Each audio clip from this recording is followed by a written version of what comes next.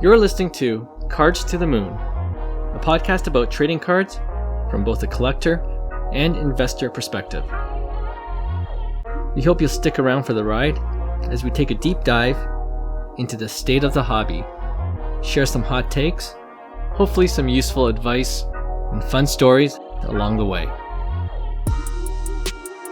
Hey guys, welcome back to Cards to the Moon. This is Clark from 5cardguys.com and 5cardguys on Instagram and on YouTube. Co-hosting with me, as usual, is John, who you can find on Instagram at TradeYouAtRecess, all one word. Hyung's actually feeling a little under the weather today, so he'll be missing out, but we're hoping he'll be able to join us next week. All right, off the top, Goldin, they just launched its January Elite Auction, which I think lasts for another couple of weeks, and the card with the highest bid as of January 16, when we're recording this episode, is the LeBron James 2003-04 Upper Deck Ultimate Collection autograph rookie card, which is numbered to 250. And it's also graded, this card in particular is graded a BGS Black Label. All right, so the current bid is at $90,000. Now, my first question is really, what do you think it'll sell for? And we're notorious for being off on high-end card sales. So I'm not as interested in what exactly it'll sell for, but I want to give you some comps first, okay? And then I got a follow-up question for you. So the comps, in November 2020, it sold for $344,400, okay? And then February 2022, which is kind of the hobby hype, the hobby peak, it sold again for $660,000, so almost double the November 2020 amount. And then most recently, in March 2023, which is kind of when everything really died down, it sold for $180,000. Okay, so it went from $660,000 to $180,000. So my question is, do you think ultimately that this card, this LeBron card, will sell for more or less than the last comp, which is $180K? And would you say your answer speaks to how you feel about where we are in the hobby right now? So you think over-under is essentially an over-under question, but yeah. What's the pop count on the Black Label? Oh, good. And these comps are all Black Label, I'm assuming? Yes, the comps are all for the Black Label. Yeah, I'll look it up, but yeah. Regardless, can't be that much. I mean, I think in general, the hobby overall pricing wise is down from March of 2023. Mm-hmm. So I have to assume the number will be below 180, the last comp. Okay. And unless somebody has been really wanting this card for a long time and you're about to reveal the pop count and it's ridiculously low. Actually, sorry, not one person, two people, and they go into a bidding war, perhaps it could go higher, but really, I think if it's an indication of the market, probably should be lower. I'm going to guess with buyer's premium, you're looking at 130 to 150,000. Okay. That would be my guess. If you give me a number, I'll put it at 150. So you think it'll be lower? Okay. So you think it's at 90 right now, it's right? At 90, yeah. Yeah. So because if I'm strictly looking at it from an investment perspective, and I'm not looking at it like this is the card I have to get, like not so much a collector's eyes, but from an investment perspective, if you're a pretty and prudent investor, you know where the market's at. Like if the comp was at 180 on March 2023, like that kind of sets, to me, it would kind of set the ceiling on how much I should be spending on this card, right? Like if I'm going to go above that, it's an indication that I'm willing to overspend because of whatever emotional reason I have. But strictly investment, if this auction is going to two bidders that are strictly investors, I can't see it going close to the 180 mark. I could see, certainly going to tip over 100, but I'll probably guess 150 at the most. Okay, so 150 to 180 is not, relatively speaking, a huge amount, right? Jump. No, it's not. Compared to the 660 to 180 that we saw previously. Yeah. So, do you think that says the market is kind of stabilizing at this point? I think that yeah, I would think we're in a state of yeah. I mean, we have seen fairly stable numbers over the last little bit, Yeah. right? If I'm not if I'm Yeah, if I I'm agree. not wrong, if you're looking at I don't know Wemby Silver, Luca Silver, some sort of staple cards, I think they've been somewhat stable, if not gone down slightly. Wemby a little bit more so because of the hype. Yeah. Um, Yeah, for but yeah, sure. I think that's probably the word to use. Okay. Yeah, I think for sure it's stabilizing in terms of the hobby market overall, generally speaking. I actually think it's going to go over 180. I feel like I've seen Mm, some higher end cards that have dipped, and we've started to see the lows over the past year, right? Like a lot of gold prisms of big name players. I can't think of one off the top of my head, but in the sure. past I've Jason seen. Tatum, I think I've seen his. Right. And like the recent prices are a little higher, not significantly higher than the previous sale, but there's kind of this rebound that I'm seeing for some of these lower numbered, higher end cards. So I think I wouldn't be surprised, let's say that this card will sell over for 180K, maybe 200. That's kind of my guess. The only thing going against LeBron is that a lot of he has more high end rookie cards too, right? So maybe this isn't the card that you want. And maybe the black label doesn't do it for you. So you're not going to necessarily want to pay a premium on this black label rookie card of LeBron. But, it has eye appeal if you saw the card. And I think it's one of the more cleaner looking cards of LeBron's rookie. It's vertical, and that's a plus. And yeah, Mm, just kind of I in don't think I've seen general, this card. I actually want to target it like with a BGS 9.5 when it was down to like I believe like 8, 9, 10,000, but it's too rich still for me. I was hoping that came down to 6 or 5, but it never did. But yeah, no, Oh, like BGS BGS 95 goes for 10K and the black label goes for maybe a little bit higher. Maybe I was looking at BGS 9, but right, yeah, right. but yeah, but Holy I cow. mean, regardless, the black label has a pretty high premium on this card. Seriously. I couldn't find the pop count for the black label, but it is numbered to 250, so I can't imagine that there are more than 2 or 3, Right. if 2. You know what I mean? So maybe there is this one. All right. Well, yeah. For me, I guess just to wrap up what I was thinking, I think we are kind of on the rebound in terms of the market. Definitely stabilizing at the very least, which I agree with you on. But yeah, we'll see. We'll see how it does. It'll be interesting to see what the final sale is in a couple of weeks. All right, let's move on to hobby headlines. So we didn't cover this yet, but PSA, they released the top most graded cards of 2024, which is this past year. And this may or may not surprise you, but 6 out of the 10 spots belongs to one guy, and his name is Victor Wembanyama. All right. There are 3 other athletes that make up the top 10, and you'll hear who they are when I go through the list. But something to think about as I go through this list: 3 of the 4 players listed in this top 10, they're currently active in their sport, and I want to talk about each one on how we think their card market will do in 2025. Like, do you think collectors will continue to want to grade their cards, or do you think it was a uniquely 2024 thing? All right. So let me go through the list first, and I'll go from 10 to 1. All right. The 10th most graded all the way to the most graded. And number 10 is the 2023 Panini NBA Hoops Victor Wembanyama card.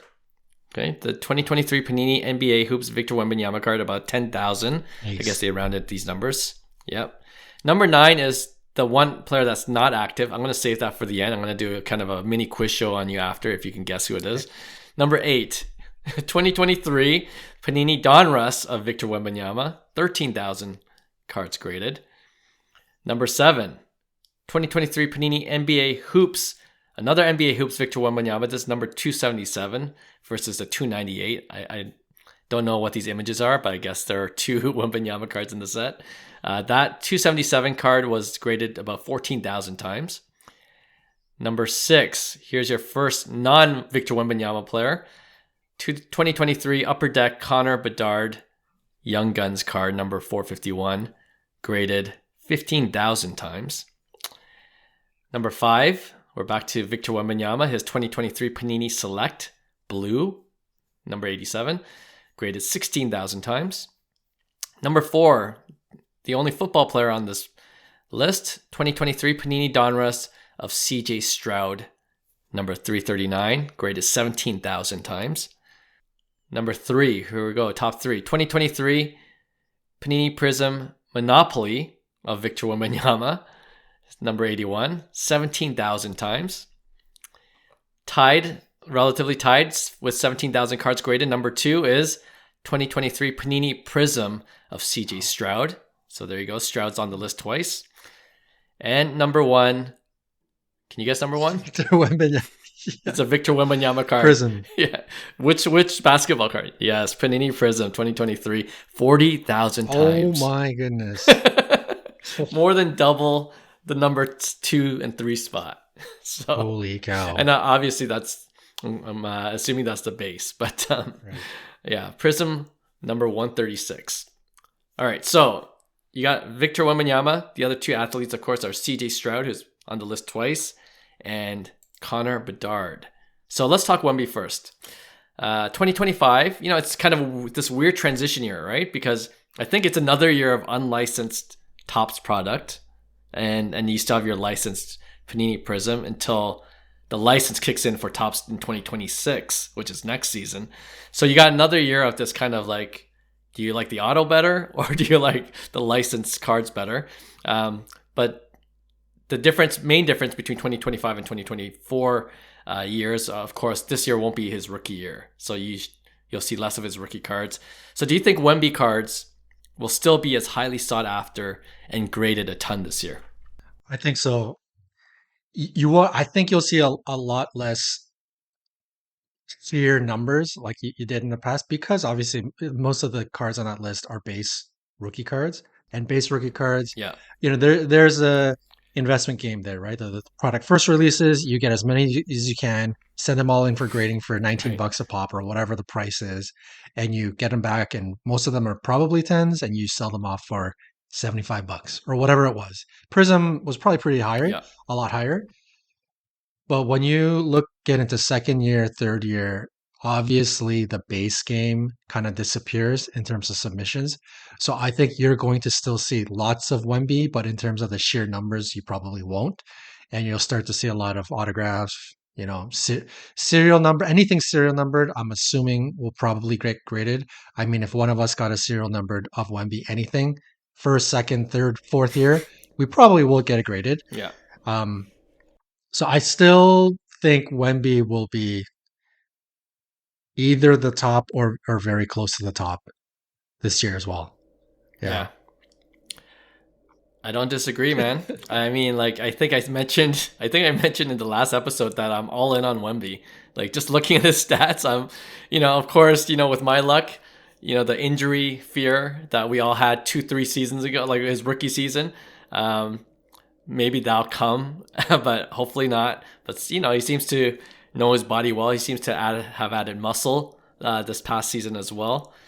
Still a really young guy, and just what he's doing is phenomenal. So I'm all in on Wemby, and if that's my mentality, if I'm a convert going to, all in on Wemby cards, I think there's more of me out there as well in the hobby. So I agree with you on those 2 points mainly. One, Wemby's probably going to still be number 1 in terms of the number of cards that he gets graded, even if it's a second year non-rookie card.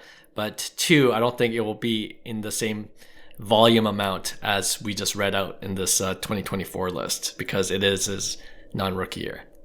But yeah, no, I have my pick one, just a teaser. My pick 1 is based on Wemby, and I'm really interested to hear what you have to say on it. But a lot of my thought is these days are preoccupied by Wemby cards. I'm watching a lot of his cards lately. All right, let's go on to CJ Stroud. He's been on the list twice, and we're recording this before the Houston Texans play the KC Chiefs in the NFL playoffs. So, with that context, do you think the outcome of their playoff success or how deep they're able to go will have a factor in the popularity of CJ Stroud cards? Or do you think CJ Stroud is a guy that people will still target in 2025, Right. regardless? How I haven't followed his stats.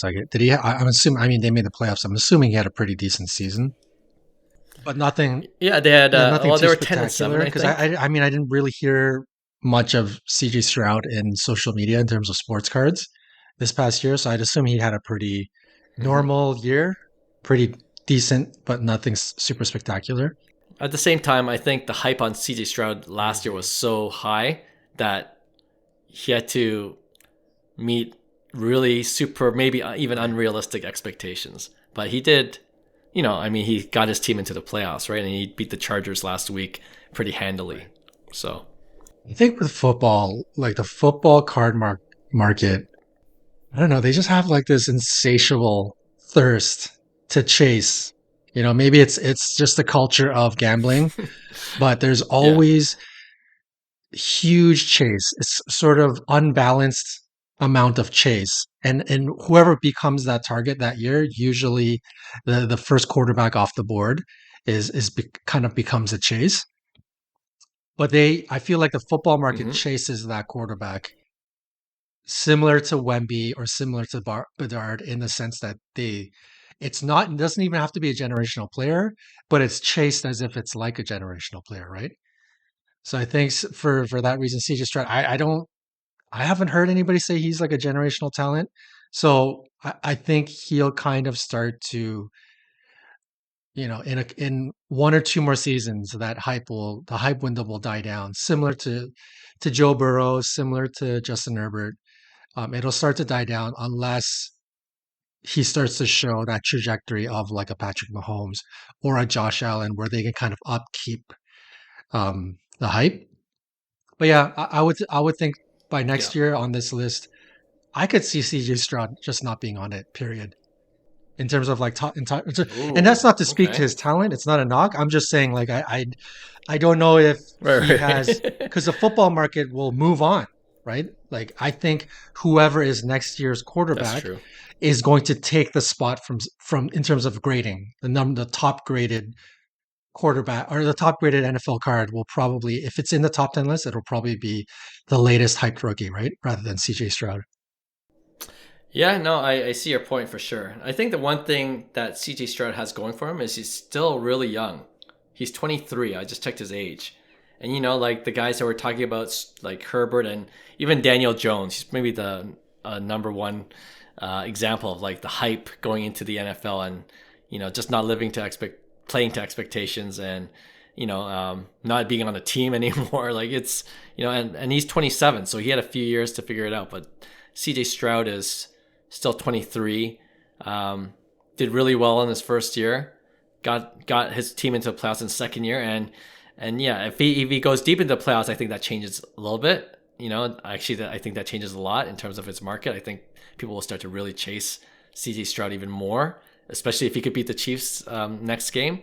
But yeah, I do agree with you as well that in the NFL, and we're not really football card collectors or even experts, but at the same time, we know that everyone targets the QB, and the QB is the position really that matters the most in football and in football cards. And you look at next year's draft. We're talking about Cam Ward and Shador Sanders. Those guys, they're going to take something of the spotlight next year. And people are going to start chasing those cards. To your point, so um, yeah, I think I don't know. I wouldn't be surprised if we do see at least one CJ Stroud card still in the top I 10. don't think so. You're talking me out of it too. I'm like, yeah, probably not. I feel like most, honestly, every year in and year out, I feel like most of the top 10 graded will be rookie cards. Most of that list will be the base game, grading the base cards right when they come out and just trying to flip for profit. Yeah, fair enough. Fair enough. All right. Okay, let's talk about something you're more familiar with, and as our hockey card expert guy in this podcast, Connor Bedard. We talked about him a bit last episode, But the question is, do you think the Bedard hype is officially over? Mm, I think it's certainly simmering down. Um, Okay. I'm sure there are a lot of people that think and still think Bedard is a generational talent. So there's still going to be pretty hefty demand for him, regardless. And I'm sure when we go to the April Expo, we'll probably see that. The thing I was shocked about on the list most was when you said Connor Bedard is whatever number he was, 6 or 7, with Yeah. 15,000 graded Young Guns. I don't know if I've That's a lot. I don't know if I've ever seen that number, like 15,000. And from what I Yeah. understand, Young Guns is not like Prism base, right? Like if you buy a hobby box, probably likely to get a Wemby base card, pretty unexciting. But Connor Bedard, like Hmm. a Young Guns of a specific player, is not easy to hit. So the fact that there's 15,000, number one, that's crazy. Number two, Right. that's a lot of boxes ripped of Upper Deck. Yeah. Yeah, that's Man, true. Upper Deck probably made a ton of money this year just on Connor Bedard. Jeez. Well, I mean, it's yeah, the numbers definitely surprises me, but at the same time, it doesn't. You know, when we're talking about Bedard when he first came out, the hype was Oh unreal. yeah, for sure.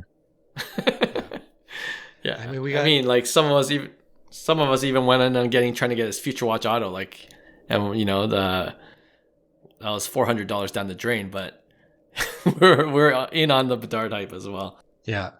I think the Bedard hype certainly simmered, but again, Yeah, Bedard was put into the same light as Crosby, McDavid. He was kind of like the next up in terms of generational talents.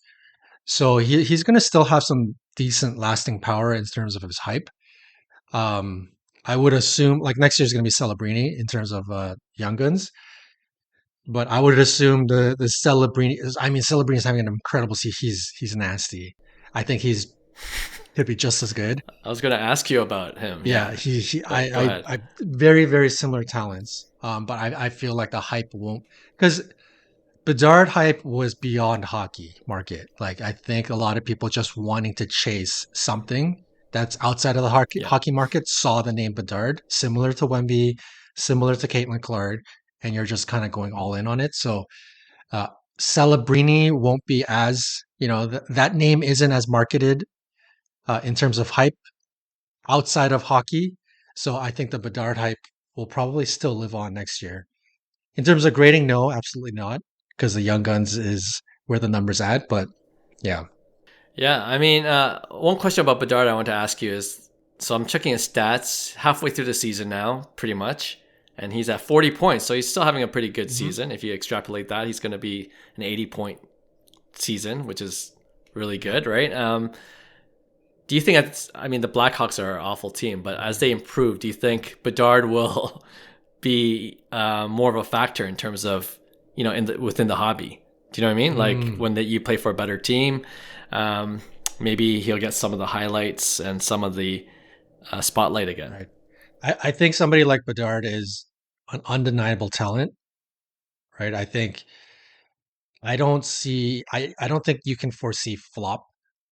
I don't think you can foresee like him just all of a sudden, kind of like Trevor Zegras, right? Everyone thought he was going to be a stud star, maybe not generational, but he's just I don't know what happened Yeah, to the kid, but he's fallen off the map. But Bedard, I don't think people are pretty confident that's not Bedard's trajectory. His trajectory is superstar. The question is he McDavid superstar or is he like McKinnon superstar, right? So that's probably what you're right. gonna have to kind of watch out for in terms of investment and money. Yeah, Okay, I feel like he'll be more on that sort of McKinnon, Draisaitl, Austin Matthews territory, which is phenomenal. that's pretty good. Yeah, He's a I'll take stud. that. Like no, there's no question. I think he's Yeah, fully worthy of investment money. Maybe not the early time, like yeah, that super hype. Get off the hype a little bit, but sometime next year, sometimes the year after, if you really believe Bedard is somebody long term, like you would invest in McKinnon or you would invest in somebody else, look at McKinnon's prices and pattern, and I think that can really open the your eyes to what when you should be investing in Bedard. It's certainly not this year, and it's great that prices are going down, but I still right. don't think you should. pump a lot of money unless you're going to try to flip. But I still think it's has ways to come down. Yeah, no, I agree. And I think part of the hype too was that Upper Deck, I believe it was this past year or the year that Bedard had his cards in, was the one of one Right. gold outburst chase. Right. Do you know what I mean? The one of one card where we didn't have that before in previous Upper Deck Series 1 or Series 2. Did it get I don't even think it got pulled. And I don't think no, I don't think anyone's found it yet. Yeah, I was about to say that. So it's still out there, I guess, or it hasn't been revealed if someone has it. But yeah, and you already talked about this because I actually wanted to talk to you about Celebrini, but you don't have to now because you kind of mentioned that you're high on him. You know how I found out about Celebrini? Because I don't follow hockey that closely these days, but I found out about Celebrini from Draymond Green because he was doing an interview and he's like wearing the San Jose Sharks uniform, which looks weird for on Draymond, and he says something like he knew Celebrini since he was 10 years old, and like he's like, oh yeah, back then he said he asked him if it was going to go number one, and then even back then Celebrini's like, yeah, of course, or something like that. Like he was that confident as a kid. And then he's like, now seeing Celebrini play, he's I guess he has a number one fan in Draymond Green. So then I checked his stat after that interview. I'm like, oh wow, he's pretty damn good. And yeah, his Young Guns is coming out. I think next Upper Deck next season's Upper Deck. So I'm sure that'll be the chase. All right, so there you go.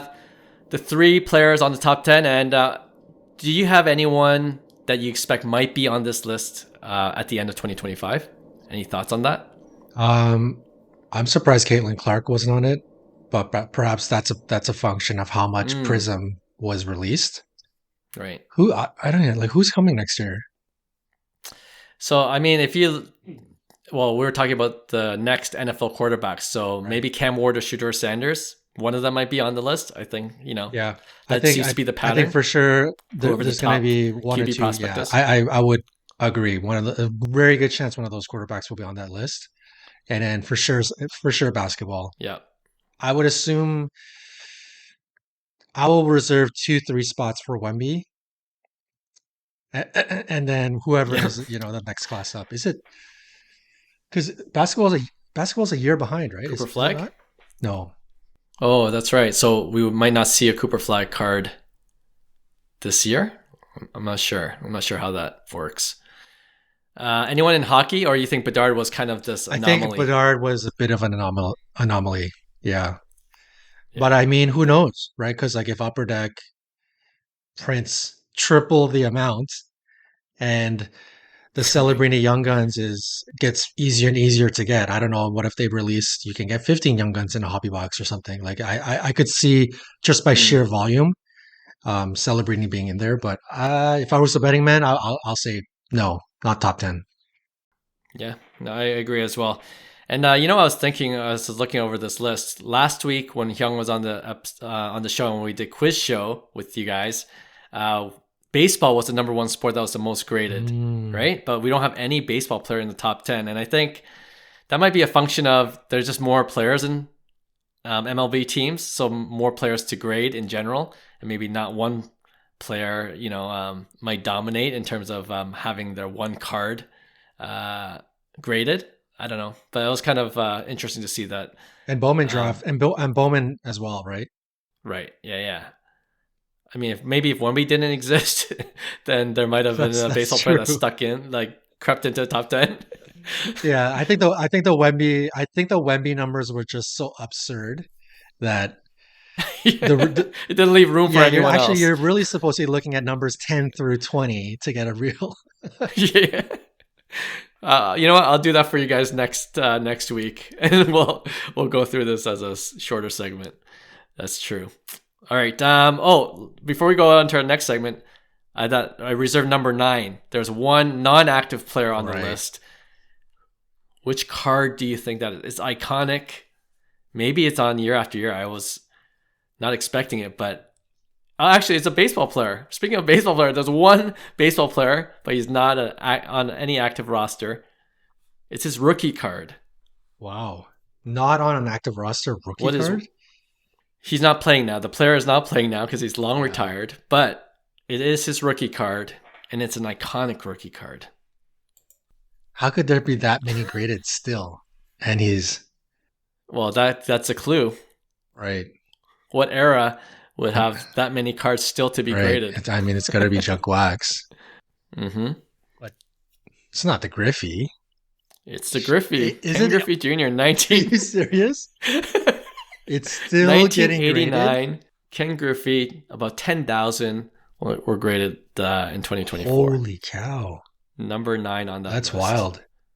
I mean, that also shows you, how we're surprised at 15,000 cards graded of the Bedard Young Guns, but 10,000 still That's of insane. a card from the Junk Wax Right. era. This is the era we collected in, when there were billions of cards out there. Hence why none of us are rich from our cards Right. today. Do you think, going back to the very beginning, you're talking about, what's the state of the hobby? Because I think I would Hmm. assume the 10,000, like 95% of that is not people ripping 89 upper deck.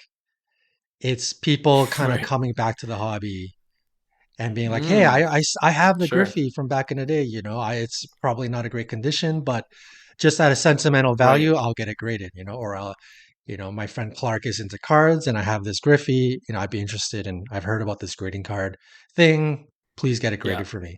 I feel like majority of No, that is that's, yeah. people kind of discovering their old sets and kind of maybe dabbling back into the hobby, Yeah. which is a great sign, actually.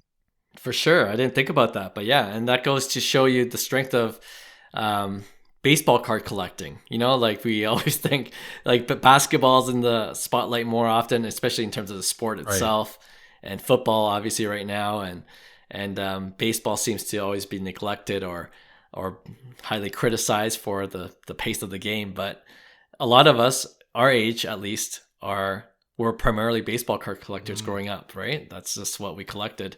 So yeah, no, I agree with you in terms of that being a good and bullish sign of people getting back into the hobby. Wow, that's an interesting thought. All right, yeah, good one. I'm really curious now. After we finished recording this podcast, I'm gonna see what number 11 to 20 were, and see how many of them are baseball players or non-Wemby players. So we'll see. Okay, let's go to our next segment. We are calling buy, sell, hold. All right, so we haven't done this segment in a while, but it's essentially I'm going to give you 4 or 5 cards, and I'm going to give you their current values, and you tell me if you had it or if you didn't, would you be buying now at the price that I stated, selling, or holding? All right, so I'm going to start with hockey since it's just you and I for this pod, and I just read an article. I think it was on Sports Illustrated, and the title was something like "The Young Guns card that everyone's chasing now," and it's not Okay. who you think. Okay. Okay? Montreal Canadiens defenseman. Do you know who I'm talking about? I've never heard of this guy, but I bet you have. Yeah, it's oh my goodness, what's his face? The American kid that did the saucer pass. Lane Lane Lane Hudson. Hudson. Young Guns PSA 10, Yeah. selling for about 560 now, and it's up from 300 just a month ago. So I guess he's making a Right. splash. So yeah, let's start off with Lane Hudson Young Guns. What are you doing with this card? Um, I haven't even thought like what are his stats? Lane Hudson. He's isn't he leading in terms of rookie Rookie defenseman. points? 35 points, pretty decent. Yeah. He's a defenseman. Yeah. You know what? I'm if I had it, I'm definitely 100% selling. Okay. And young defenseman making a splash early on. Defense is so difficult for a young player. You don't really become a great defenseman until you're 28, 26, 27 and above. So for a young guy to make a big splash, yeah, perhaps he becomes the next Cale Makar, which is Hmm. great. But he's going to go through his ups and downs, and actually, he still faces as much as his highlight reel package is amazing. The real hockey world, in terms of outside of sports cards, like he does face a lot of criticism because of his lack of defense and his you know lapse in judgment and a lot of errors, and that's what happens with a young defenseman at such a Sure. critical position. So I think the hype on him will certainly die down. Just hype concept alone, it'll die down. No knock on the player, and also let's remember he's a defenseman, right? So you follow Bedard's pricing pattern, you look at McKinnon, and that can kind of help the long-term outlook of where you should be spending money. And then in terms of defensemen, I think the perfect example is look at somebody um, like Cale Makar. Cale Makar is I think pretty exceptional in terms of defensemen's pricing. But another one to really look at is Quinn Hughes. So he came out of the gates firing, Right. and his prices were bonkers. Hype alone, and then the following season he had a to his standard pretty subpar, and Cale Makar kind of took the spotlight, and his pricing probably really start to bottom out. And Quinn Mm-hmm. Hughes is back to being in Norris contention and being one of the top defensemen in the league in terms of offensive production. So I think you see his price kind of rebound, right? So you have to kind of look at somebody like Quinn Hughes to see where That's a good Lane comp. Hudson would be. Yeah, and I think it's going to come down for sure. So for sure, sell. That's a bit long-winded, but yeah, sell. You know what? I'm not gonna say much because I'm gonna take your word for it, and that's a nice 2x in a matter of months to invest in a Ford. That's what I would be doing if I had Lane Hudson, Right. if I had a Lane Hudson Young Guns card. All right, the next two are players that have seen nice bumps for various reasons. Okay, and then the last two I'll reserve for cards that have dropped in value. I'm curious to see if you would buy them at that price point. But the next two. Lamar Jackson, his Silver Prism PSA 10. His card sold for $4,000 just yesterday, January 15. Right. At the start of the season, it was going for $2,000, so increased double. Pop count 28 for his 2018 Silver Prism. Yeah, I am definitely selling for sure. Okay. Like at this point, Lamar Jackson's done great. He went through the He's a hype. stud. He went through the hype season. He went through facing criticism, and his pricing kind of like bottomed out. And he's now, I think he is proving to everybody he's a legitimate stud, like a legitimate long-term stud. Mm-hmm. This is no fluke. He's here to stay. But at this point, he's got to win. He has to win. He's got to go roll through the Bills or roll through. I'm assuming I haven't. I didn't get to watch the playoffs, but I'm assuming Bills and Chiefs are obviously still in it. But he's got to Yep. roll through some big heavy hitters, and he has to win the ring for his pricing to sustain. So we always talked about it. Super Bowl. It's the playoff pricing and the lead into the playoffs is where you see all the bumps.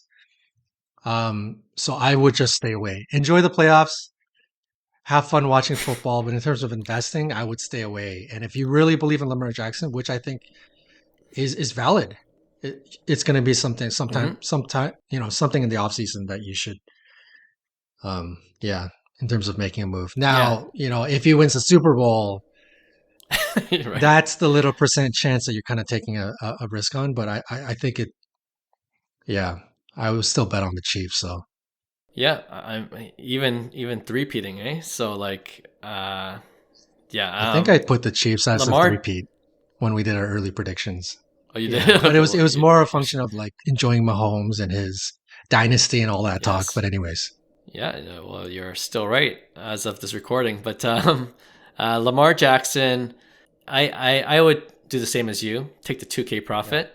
But at the same time, I wouldn't be mad about anyone saying, just keeping it and holding it long term.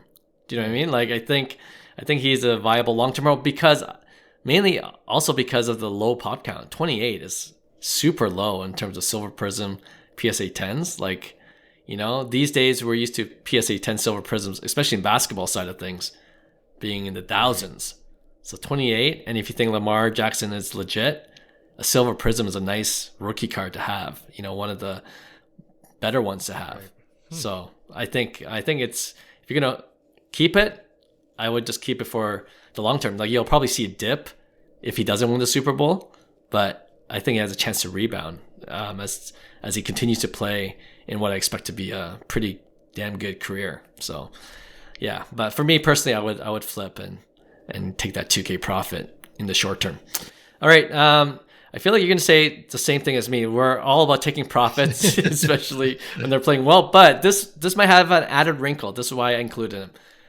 Shea Gilgeous-Alexander, Mm, Canadian mm. boy. We love our Canadian basketball players. I know you do, especially. His Silver Prism PSA 10, 625 at the beginning of the season. Currently going for 800 right now. He could win the MVP this year. He's having a phenomenal season. Love rooting for him. Does that any of that play a factor in you either buying, selling, or What's Luca's at?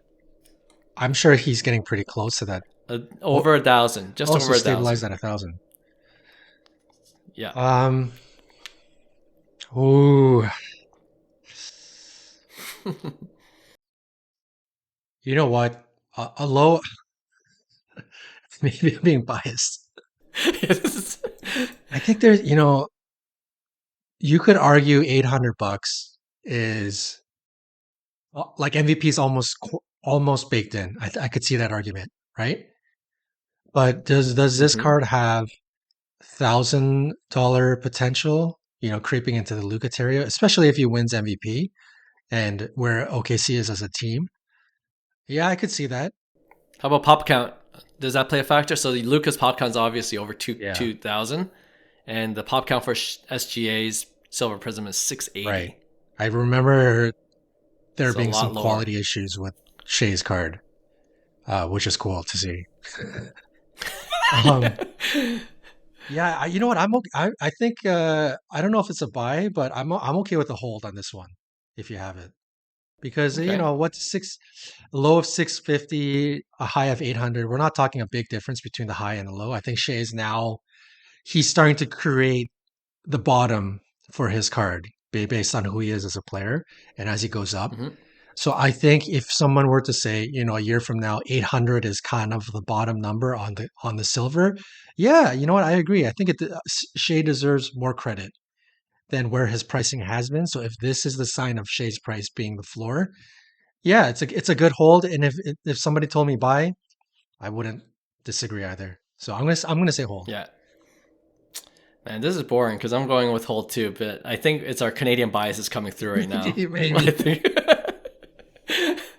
So take that as with a grain of salt. Yeah. All right, last two. These are prices that have come down, so I'm curious to see what you would do with these cards.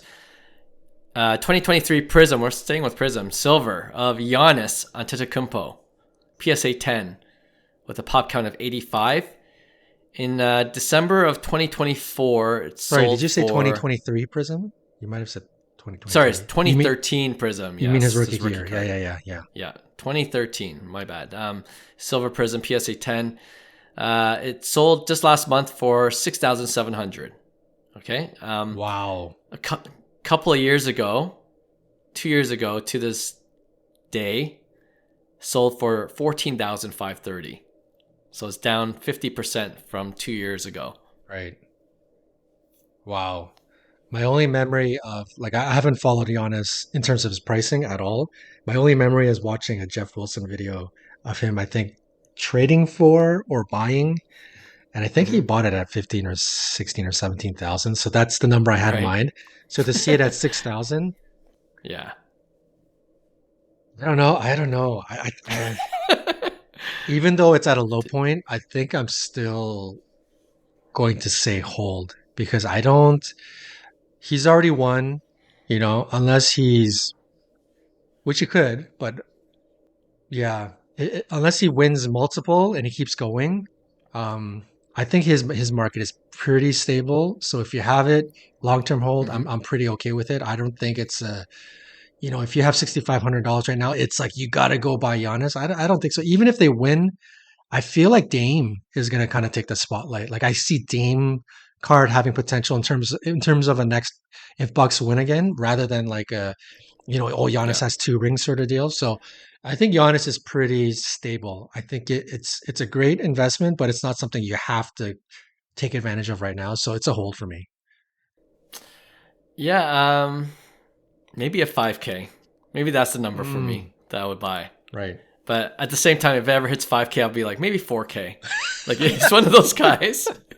He's one of those guys where it's like, wow, why is there no hobby love for Giannis? Like, relatively speaking to what he's accomplished. Do you know what I mean? Right. So he's one of those guys I put in that bucket where the hobby just, doesn't have this reverence for Giannis as he probably should have more of. So that's why I'm kind of iffy.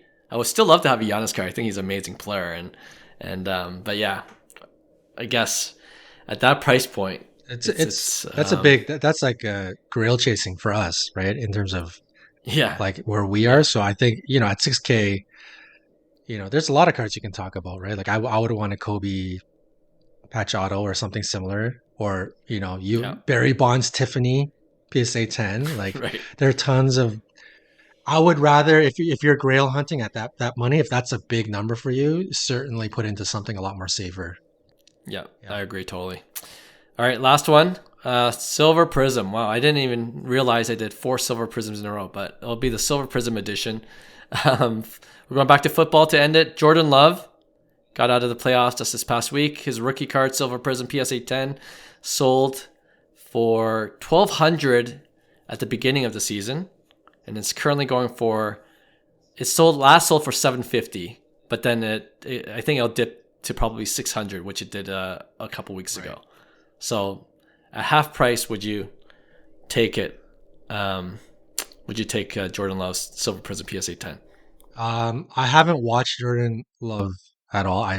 To be honest, I didn't watch almost any football this year other than highlights. I'm assuming he made the playoffs. If he made the playoffs, then he had a pretty good season. I know early on preseason edition of our show, I said I could see Jordan Love being, you know, not the legit quarterback. He's kind of like more on the hyped side, right? Like he doesn't have that kind of like Mm-hmm. pedigree upside that you're kind of looking for. And I don't know if I ate my words on that. If people now believe that he's a legitimate number one here to stay cut. He was injured as well, so that had a part to play, Right. part of the season. Right. Yeah. I don't know. I'm gonna stick to my words, man. I still don't know. There's just so many other big names in football that he's just the type of name, kind of like a Jalen Hurts, that's just gonna sort of get, even Justin Herbert now. I think even him is gonna kind of get lost in the shuffle of so many True. quarterbacks. So I put Jordan Love in that category. Like unless he starts winning, legitimate Super Bowls, he's gonna be in a big lull at this point. So and he doesn't, or maybe he does. I don't know, but I don't see him as like a pedigree quarterback. So yeah, put him put him at a sell. I'm gonna put him at sell. Giving up on Yeah, Jordan. All take right. advantage of You that know what? playoff, a little bit of the hype, and yeah. Yeah. Yeah, I was never a big Jordan Love guy, but I think I agree with the Herbert comparison. Like he's got to start winning in games that matter. And I put a IG reel recently of Justin Herbert, and that's one guy I'm eating my words. I think I said Herbert could be a guy this year if everything breaks well. He had an okay regular season, but him losing in the playoffs, like you should hear or you should look at the Right. comments that I'm getting from that reel. It's like he's He's done. getting torched. He Yeah. sucks. Yeah. Yeah, yeah. And I think Jordan Love, maybe he has a bit of a longer leash because he's younger, I believe, but I think he's gonna experience the same thing if he doesn't win in big games like Justin Herbert Right. can't do, right? So yeah, I think there's just other guys, more exciting guys to target at that, even at that $500-$600 price point. So I'm with you. I'm selling. All right, there's your segment of buy, sell, hold this week, and yeah, we'll do another one in the future. All right, let's end off our show with our regular weekly segment called Pick One.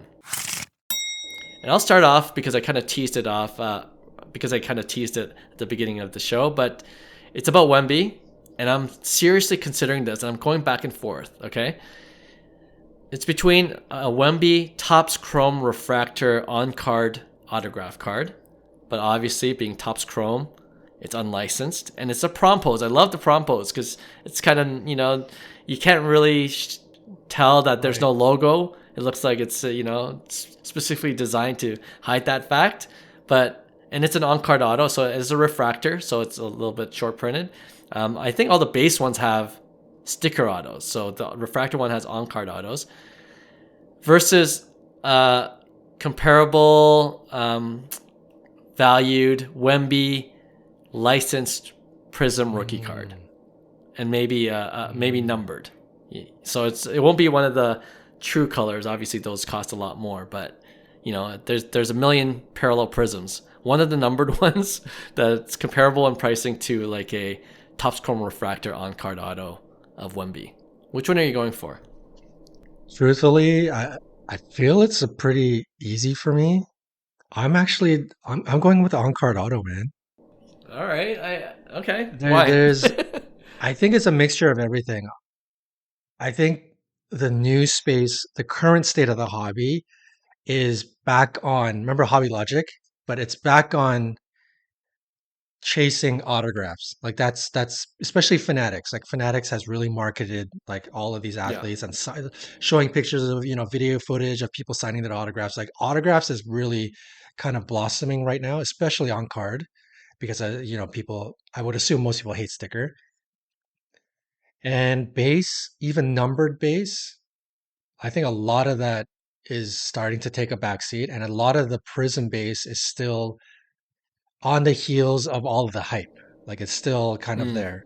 And then the third layer is Prism. Like I don't know where Prism is going to land in terms of the landscape of branding within like being the Prism was the king. It was like looked at as, you're going to go for sure. 2012, 2013. Like Prism is like the brand to chase, and going forward I don't know if that's the case, and I don't know if Topps Chrome becomes the brand again, where that leaves Prism and where that leaves even Prism legacy cards like back in the day. Is it still going to be viewed as Right. like this is the card, or are people they're going to start chasing on card autos of alternate brands, right?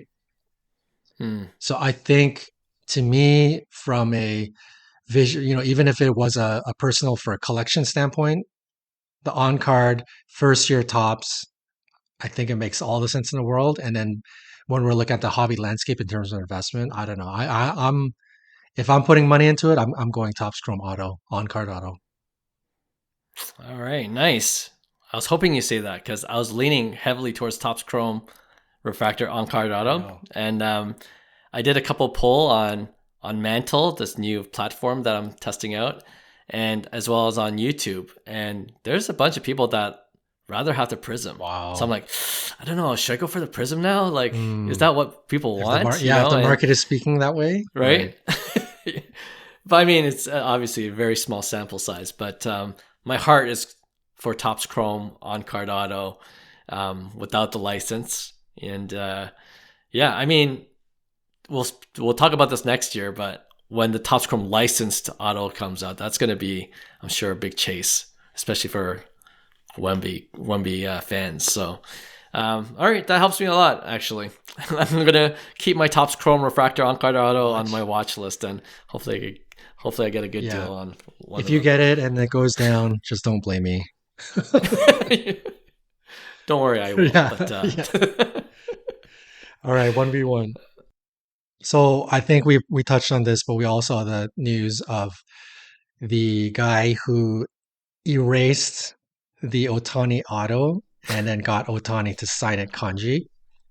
So yeah. my 1v1 is, if you ever had that opportunity, would you do the same, delete the existing auto and get him to sign kanji, or would you rather him sign the second kanji on the card somewhere? So Mm. have two autos, one the normal auto and then the kanji auto on the same card. Could be on the backside, could be on the front. Would you rather him sign it twice with the kanji, or delete it and put the kanji like the guy did?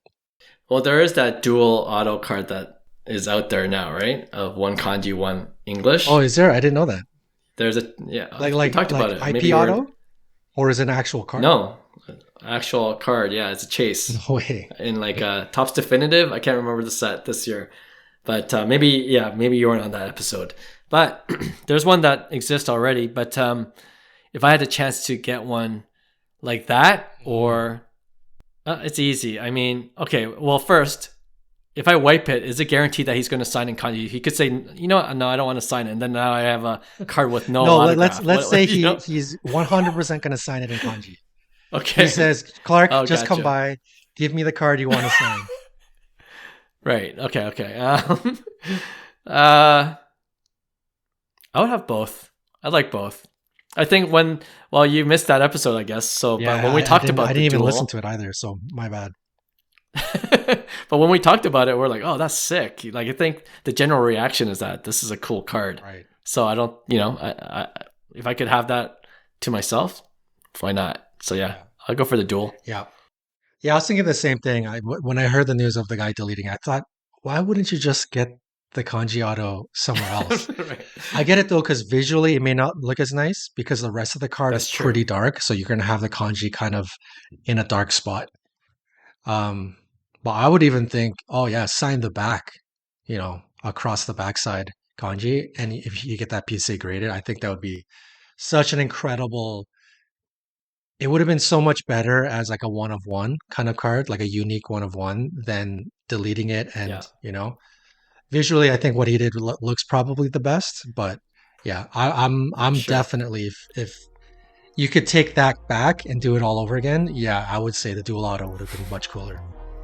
All right, there you go. There's the kanji English auto dual auto sweep for that creative pick one from John. All right, that's the end of the episode. Thanks again to all our listeners and subscribers. We appreciate you guys, and we'll have a brand new episode for you on Friday. Talk to you then. Bye.